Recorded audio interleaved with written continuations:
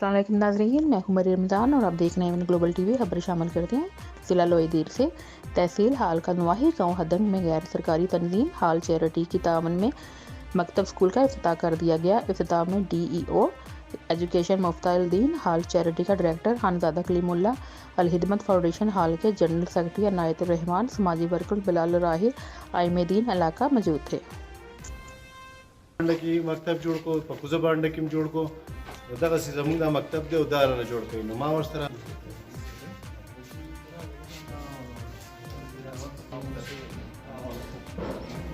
ما شو مان بقي سبق كل قالوا لي كذا بركلي السلام عليكم।